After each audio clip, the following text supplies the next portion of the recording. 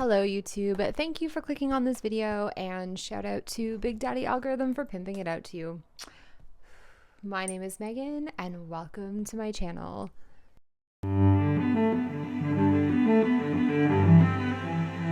So this video is completely unplanned, unscripted, off the cuff. I wasn't planning on putting out a video this week. I'm currently working on a video about social progressivism in the 18th century and like how the Age of Reason ruined everything. But that'll be coming to you, I'm hoping, next week. It's had to get pushed back a couple weeks just because my life has been crazy this past month. I have a new tattoo, yay. There's also been like a lot going on at work and just life in general. So I haven't really had time to like sit down and film yet, but I'm hoping to do that this weekend. Anyway, I digress. The reason that I wanted to come on here and make a video is because last week, I believe it was last Wednesday or Thursday, there was a tragedy in the astrology community, which I am a part of. I don't talk about astrology a lot on this channel just because that's not my audience and that's not what you guys really are into. And also, like, YouTube is saturated with astrologers, a lot of whom are much better than me. I've been a practicing astrologer for about 5, almost going on 6 years now. But I don't see clients. I don't read charts for clients. It's more something that I do for myself because it brings me joy.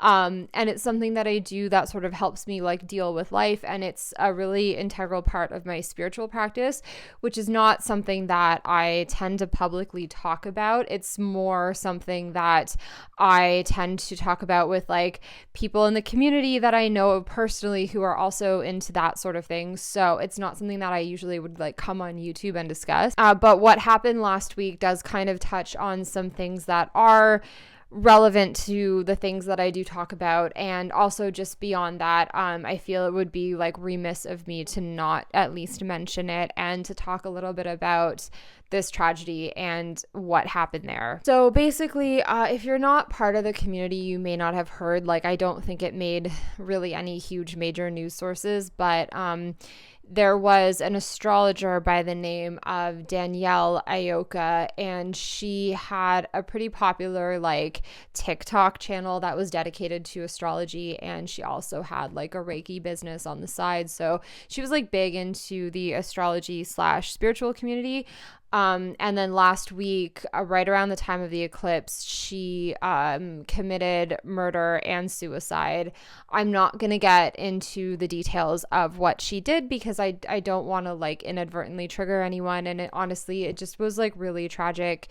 But essentially what happened was she killed her husband or her partner and tried to kill both of her kids and succeeded in one instance and not in the other. And then she committed suicide. So essentially, like, she did that because she was worried about the eclipse. And just like for those of you who do pay attention to astrology and are in that world, you'll know very well sort of the troublesome aspects that were happening right around the time of the eclipse. It was a pretty intense time. There was like a Mars-Saturn conjunction around the same time, and there's a Jupiter-Uranus conjunction coming up next week. And also the eclipse was conjunct the North Node, and like the dispositor of the eclipse was conjunct Saturn. So we had the two malefics together. So it just was like really rocky astrology, and I guess she kind of took it to an extreme and saw it as like a sign that the apocalypse was happening, and that's why she felt motivated to do the things that she did. So it was like a very sad day in our community, and I think a lot of people sort of in the immediate aftermath felt the need to defend astrology. That's not what I'm here to do today. I think that well, first of all, I think that astrology doesn't need to be defended. It is a many thousands of years old art form, and there is an art to it, and it is a language. And for those of you who aren't familiar with it, it is more than just a pseudoscience. Like, I would argue that it is a science because there is so much evidence. We have like thousands of years of data to back this stuff up. But unfortunately, it is not taken seriously by the scientific community. And anyways, I said I wasn't going to defend astrology. That's not what I'm here to do. But anyway, my point is that I don't think that astrology needs to be defended. It is what it is, and you can take it or leave it. You can believe in it or not. And second of all, I think that just using this tragedy to defend what we do and the way that we practice and the way that we see the universe and the world and this life that we live in is doing a massive disservice to what was actually going on with this woman.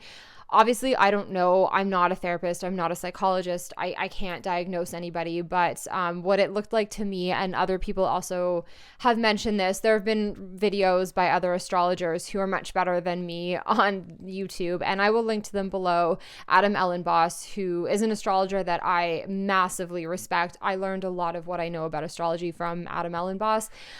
Did a video on it like pretty much immediately as soon as it happened. So I'm going to link to his video below because he did a fantastic job covering all of these events. But essentially, she seems to have been motivated to do this by a case of spiritual psychosis, which is a very, very serious problem and something that I personally have seen like many times in this community.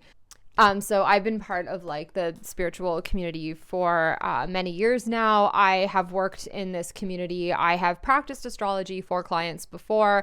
I have learned. I have a lot of friends in this community. I'm pretty like connected to it. And I have personally witnessed at least twice people that I know and love being hospitalized for cases of spiritual psychosis. And unfortunately, it is really easy to fall down that rabbit hole if you are in this community. Adam Ellenboss in his video talked about astrology and mental health and spiritual practices and how sometimes these things don't always mix very well. I know that with myself personally, there have been times when I've had to sort of step away from astrology and tarot because my own mental health was tanking. And it can be really easy to look at these transits and look at the astrology and like think that the worst thing is going to happen, but it's almost never the worst case scenario. Like when you look at a transit coming up and it looks really rocky or scary, our brains tend to go to this place that is very dark, especially if we suffer from anxiety or depression. It can exacerbate those things. So there is like a level of responsibility when you practice any kind of spiritual discipline of both like consuming that content and interpreting things, but also then interpreting those things for other people. Because at the end of the day, divinatory symbolic systems like astrology and tarot, and especially astrology, are a language. Like I say that all the time about astrology. This is a language. It's not it's not like an intuitive practice. And like there is an element of intuition that goes into it for sure, like undoubtedly, but like astrology, probably out of all of like the spiritual disciplines, is the one that relies on intuition the least, because there are so many tried and true practices that are easy to replicate, which is why I think it should be more of a science than a pseudoscience, because it is very easy to replicate things and get the same answers over and over and over again. And we've seen this throughout history. We have so much data to back this up. So that's why I'm saying there's an element of like scientific repetition to astrology. The thing about getting really deep into any spiritual practice, whether that's astrology or tarot or like some other type of divination, is that it's so easy to go overboard, and it's really easy to like use that as a way to bypass what's actually going on. And there is like a really troubling pipeline between spiritual communities and sort of like an anti-science, anti-medical establishment, conspiracy theory, right-wing sort of arm of the world and our culture. It's really easy to kind of fall down a pipeline from like spiritual to like anti-vax to anti-government to like straight up alt-right, like divine feminine, divine masculine, etc. Like we've all heard those things. And that's a big reason why I have sort of not stepped away from the community, but definitely kind of put a little bit of distance between myself and those things, because it is so easy to get sucked into that pipeline. And I've seen it happen. Like I have like personal experience with people that I actually know and loved getting sucked into this rhetoric and down this pipeline. And if you don't have like a very, very distinct awareness of your own boundaries and who you are and what you stand for, which a lot of us don't, because mental illness is really prevalent. And if you have any sort of mental illness like I do, it's really hard sometimes to know who you are and where you stand and what your boundaries are when like you spend so much of your time and emotional energy just in survival mode. So spiritual bypassing is like a really, really big problem where we kind of just instead of tackling like the grounded rootedness of our problems, we like bypass it spiritually and go into these like meditative states. Like I knew someone years ago who literally spent all of COVID just in her room meditating and then ended up in a psych ward because she just couldn't like handle it. And no, we're not meant to do that as humans. Like we're meant to be outside in communities. We're meant to touch grass. We're not meant to be so in our heads all the time. And there has to be a balance between your spiritual life and your physical day-to-day reality. And a lot of us are attracted to spirituality and spiritual disciplines because we struggle with the day-to-day reality of things. And it's very normal to struggle with those things. And when you do struggle with them, you need to get help. Like you need to see a therapist. And if you can't see a therapist, you need to do things that are grounded to help yourself, like drink water and, you know, like get outside, touch grass. Like I don't want to preach about this because I struggle to do those things myself. Like, you know, like the call is coming from inside the house here. All I'm saying is that it's really easy to get sucked into this. And I have so much compassion for Danielle and how she must have been suffering. And I know that she did this terrible thing. And I have even more compassion for her 9-year-old daughter. Like, when I think about how, like, what that girl has to live through now and the trauma that that girl is going to carry with her for the rest of her life, it just breaks my heart. And I have so much compassion for that. But I also have compassion for Danielle because I've seen that happen. It happens so easily and you think you're doing the right thing and you're not. And that's why I wanted to talk about all of this stuff and about spiritual psychosis and spiritual bypassing, because it's so easy to get into that. And that's not really healthy at all for yourself, but also for the people around you. And I also wanted to just whoever might stumble across this video out there on the YouTubes, any astrologers out there or people who consume astrology content who have heard about this tragedy, I just wanted to like mention that the way in which I've seen this tragedy being talked about online is like also very heartbreaking, because you have people like not like almost celebrating what happened and saying like, oh, well, that's what you get, blah, blah, blah. And then you have people using this as a way to defend astrology. And I just think like both of those approaches are not the most compassionate response. And I think that it also does our community a huge disservice to talk about things in that way. So, I mean, I'm not here to blame or shame. I honestly don't even know like what I'm trying to say here, other than that I feel the need to address what happened because I'm so much in this community, and my heart goes out to Danielle and her family and that little girl who has to now live with that trauma. And I don't even like, I can't even imagine how she's going to have to live the rest of her life. And I hope that she gets the help that she needs. And I hope that she has people in her life who can be there for her and help her pick up the pieces, because like, it's just like unimaginable what happened to that poor girl. This has also been pretty triggering for me. Those of you who are close to me know that I suffer from OCD, and I haven't really talked about that much on this channel. And maybe I've mentioned it in passing like once or twice, and maybe at some point I'll do a video about it. But to be honest, it's like hard sometimes to talk about my OCD.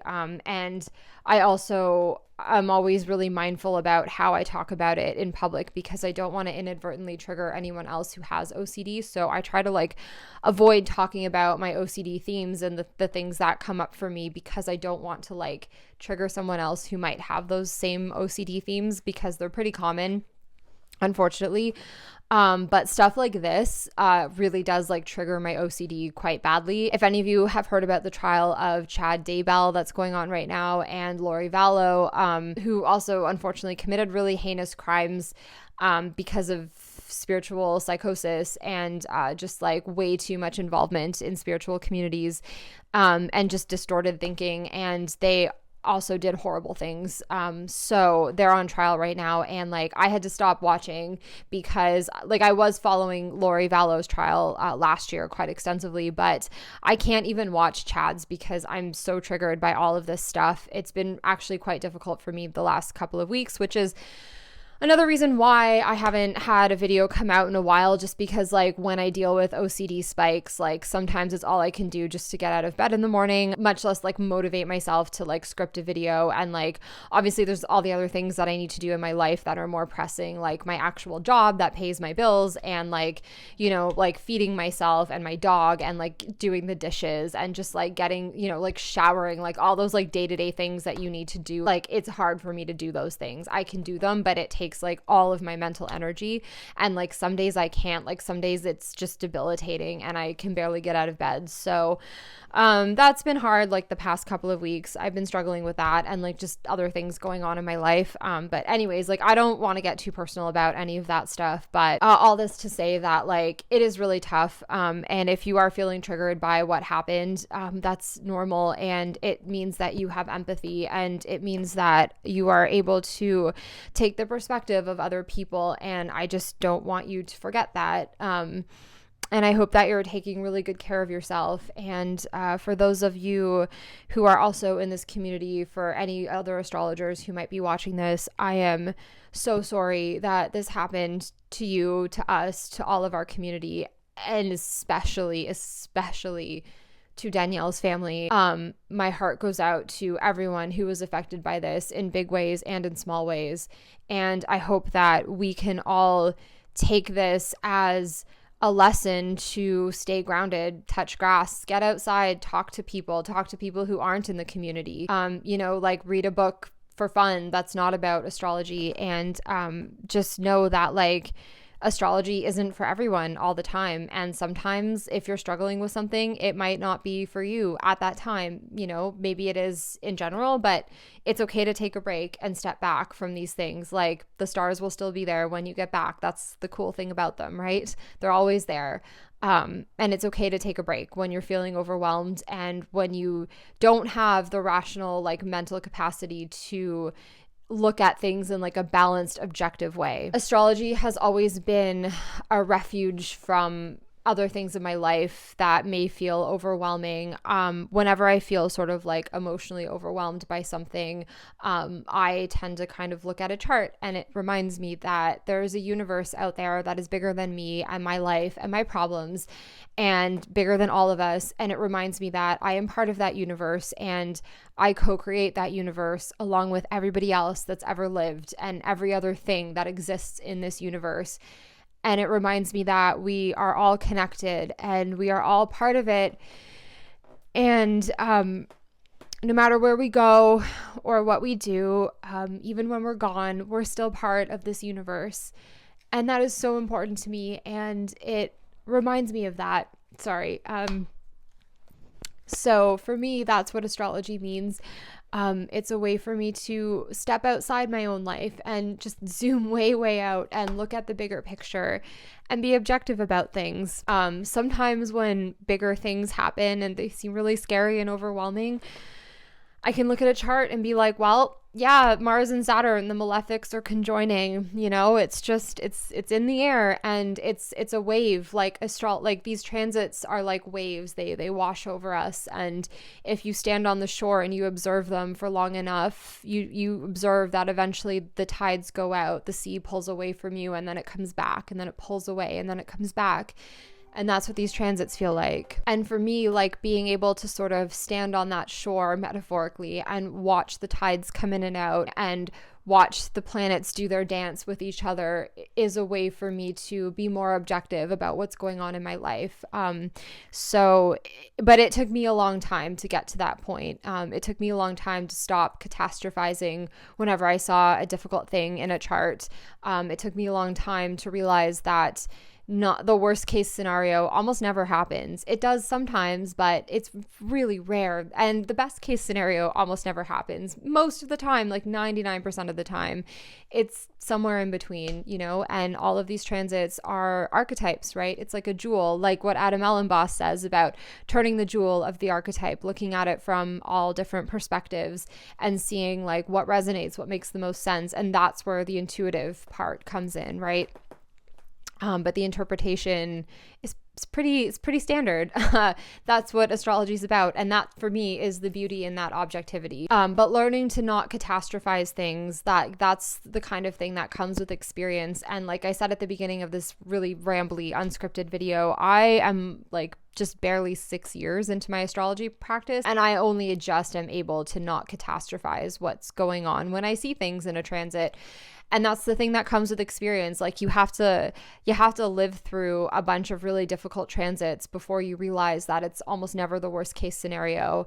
And you have to note them and you have to observe them. And once you've been through the rockiness a few times, you kind of realize like, hey, it's probably not going to be like as bad as I think it is. But that's the kind of thing that only comes with experience. And like, obviously this is not to imply that Danielle had no experience, because she did. I think she actually was more experienced than me. But all I'm saying is that it comes down to your ability to be objective. And for a lot of us, that sort of ebbs and flows throughout our lives. We can't be objective all the time. Sometimes we're just dealing with a lot emotionally, psychologically, in our environments, in our lives. And it's at those times when the most responsible thing to do, I think, is to sort of step back and ask yourself, like, is this the right time for me to be looking at this? Is this helping me or is this hurting me? And if astrology or tarot or like any other divinatory art or discipline is making you feel more scared than soothed, then it's probably not the right thing to be doing at that time. If you're finding you're catastrophizing things, like if you do a tarot reading and you pull out the Tower card and it ruins your whole day, like it's maybe not the right time to be reading tarot, and like that's okay. That's all right. Like I've gone through, I didn't pull a single tarot card for like a year because I was so anxious about things and I was finding that I was catastrophizing a lot. And same with astrology. I didn't look at a chart for like almost a year because same thing. I was dealing with really bad OCD spikes and it was just not good for me mentally. So I had to step away from it, and I didn't want to, but I did it because that was the responsible thing to do at the time for myself and my own mental health. So anyway, all this to say, this has been like a very long rambly video. Like I said, it's not scripted. I didn't want to like write out a script. I wanted to just speak genuinely to all of you out there who might be watching this. And I wanted to just mention this. I couldn't let this one go by. I don't really like to talk about current events unless it relates to like something I'm doing a video essay on. And I don't like to talk about astrology on this channel because, again, that's not my audience. If I'm wrong about that though, and you would like to see more astrology content, like let me know. I can do that. But like I said, there's a lot more astrologers on this platform who are way more knowledgeable, experienced, and much better at delineating transits than I am. I'm still learning. Every time I open a book or look at a chart, I see something new. I learn something new. I learn new techniques all the time. I learn new ways of doing things and looking at things all the time. The one thing that I know about astrology is that I will never know everything there is to know about astrology. Nobody will. It's so complicated and there's so many layers to it. And I don't really feel qualified to talk about it. But I mean, if you want me to I can cover basic stuff if that's what you want. But like I said, like I'd rather just recommend other good astrologers because for me, it is something personal that I do for my own life. And I don't want to make it like my public thing. Again, I digress. This is what happens when I don't have a script. Anyway, I hope that you're all doing well, and like thank you for making it through this really rambly video. I hope that you're all having a good day wherever you are. And I'm sorry that things have been so intense lately.